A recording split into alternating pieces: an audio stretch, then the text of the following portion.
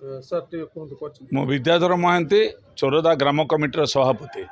कौन कहे सर नाटक पे जो मैंने उत्साही भाव में आज माने आगे रोचे कौन कहे माँ चंडी कृपारू चोरदा ग्राम कमिटी सहयोग रे गाँव उत्साही युवक माने गत वर्ष उच्च शिक्षित युवक माने गत थर जो भली एक ड्रामा प्रदर्शन कली ये तो यात्रा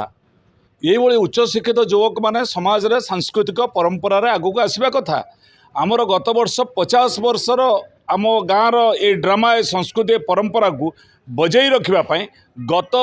वर्ष आम आरंभ करूँ प्रक्रिया आमे देखिलु बहुत उत्साह सृष्टि है आम ग्रामर समस्त बंधु बांधव एपरी ये भरपूर रहा ये गाँव में बसवाई जगह मिलला नहीं ता एथर जो करा फेब्रुआरी 15-16 जो करा ये बहुत उच्च मानर कहीं गत थर आमर युव शिक्षित युवक मानकर गोटे माने एक्सपीरियंस ड्र करा जाउथला से तांकर मनोबल एते शक्त हो जाइए एथर निश्चित भाव निर्भुल भाव में कम रिहर्सल भाव में उच्च प्रदर्शन करेंगे मु युवक मानकर माँ चंडी कृपार आशा करुच्ची आपण मैंने आम ग्रामर संस्कृति परंपरा रखा सहित समग्र व्यासनगर में चोरदा ग्राम कमिटर पूर्व संस्कृति परंपरा को बजाई रखिए आठार गर्व और गौरवर कथा किसी ना से आशा से भरोसा रोचे उत्साही युवक शिक्षित युवक माने यही प्रदर्शन कले समाज रे सांस्कृतिक परंपरा ओडियार भाषा और ओडियार संस्कृति पुनरुद्धार हो पार ये आशा विश्वास मोर अच्छी। मु शरद चंद्र साहू चोरदा ग्राम अधिवासी जो नाटक करने योजना कर माने केमती कोन योजना करछंती आप प्लस आर वर्ष केमती था वर्ष केमती करे योजना अनेक दिन धरी आम गाँव जो कला साहित्य संस्कृति बंद रही तो पूर्व वर्ष बीणापाणी कला परिषद चोरदार समस्त सदस्य समूह एवं गाँव आमर समस्त वयोज्येष्ठ गाँव समस्त अधिवासी समस्त सहयोग अनेक दिन जो स्मृति हजि जाइथिला ताकू साउंटी पुणी पूर्व वर्ष एत सुंदर अनुभूति तैयारी है सुंदर ड्रामा बीणापाणी कला परिषद चोरदा ना दुईटी बही नाटक परिवेशन करा जाइथिला जहाँकि निहाती भाव में कहले भूल हम ना पूर्व वर्ष व्यासनगर पौर परिषद नुह जाजपुर जिले में पूर्ण ऐक्य एकतार एक भिन्न उदाहरण आम सृष्टि करूँ ठीक सेमती एवर्ष आम गाँव से साहित्य संस्कृति कला एकता ऐकत्रीकरण जो परिभाषा आम बुझाइवाई जाऊँ एवर्ष आम पुणी दुईटी नाटक परिवेशन करिवार योजना प्रस्तुत हो सारी पूर्व वर्ष अपेक्षा एवर्ष बीणापाणी कला परिषद चोरदार समस्त सदस्य तथा ग्रामवासी समस्त उत्साह समस्त प्रेरणा एवर्ष आहरी उन्नत मानर कला परिवेशन और नाटक हम बोली आम आशा और विश्वास रखीचु एवं आम गाँव माँ अधिष्ठात्री देवी माँ चंडीकर संपूर्ण आम उपर आशीर्वाद रही आम आशा निहाती रखीचु माँ बीणापाणी और माँ चंडी आशीर्वाद रे ग्रामवासी मान सहयोग उत्साह प्रेरणा बीणापाणी कला परिषद समस्त सदस्य मान उद्यम और चेष्टा जो युव कलाकार मैंने भी एथर आमर सामिल होती सहयोग कर समस्त को नहीं पूर्व वर्ष अपेक्षा आहरी अधिक और उन्नत मानर कला परिवेशन और अधिक सुंदर ड्रामा बोली आशा रखी निर्देशना पूर्व वर्ष आमर देते आमर वरिष्ठ निर्देशक यात्रार निर्देशक श्रीयुक्त बादल कुमार राउत से एवर्ष आम मानक सहयोग करने हाथ बढ़ाई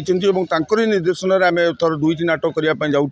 गोटे है कन्हई राजा मो बाइद बाजा और कलंक मो चंदन टीवा दुईटी जाक धौली गणनाट्यर अति सुंदर कहानी एवं जहाँ देखला भली कहानी और नाटक रही आशा प्रकट करूँ निहाती समस्त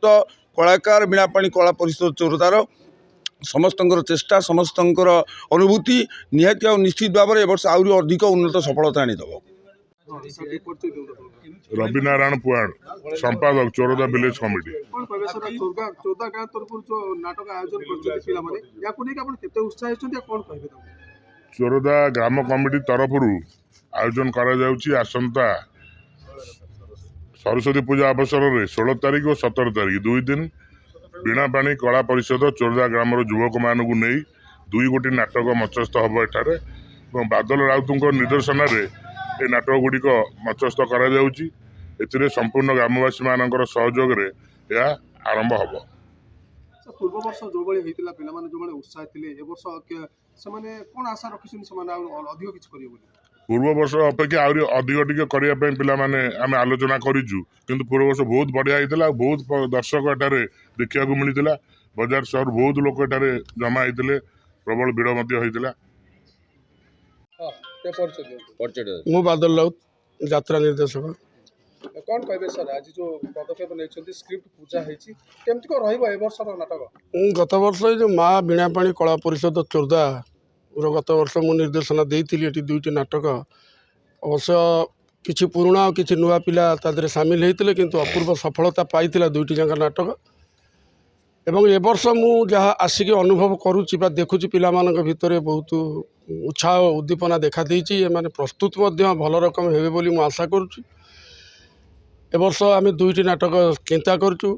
ଗୋଟିଏ ହେଲା କହ୍ନେଇ ରଜା ମୋ ବାଇଦ ବଜା, ଆଉ ଗୋଟିଏ ହେଲା କଳଙ୍କ ମୋ ପାଇଁ ଚନ୍ଦନ ଟୋପା। 2ଟି ଯାକ ପାରିବାରିକ ନାଟକ ଏବଂ ଭଲ କାହାଣୀ। ଏବଂ ମୁଁ ବି ମଧ୍ୟ ପ୍ରତିଶ୍ରୁତି ଦେଉଛି ଯେ ଏ ବର୍ଷ ମୁଁ ଗତ ବର୍ଷ ଠାରୁ ଅଧିକ ଖଟିବି, ନିର୍ଦ୍ଦେଶନା ଦେବି, ଭଲ ନାଟକ କରିବି ଏବଂ ଏ ଅଞ୍ଚଳ ପାଇଁ ନୁହଁ ଯାଜପୁର ରୋଡ଼ରେ ସବୁଠୁ ସୁନ୍ଦର ନାଟକ ହେବ ଏହା ମୋର ଦୃଢ଼ ସଂକଳ୍ପ।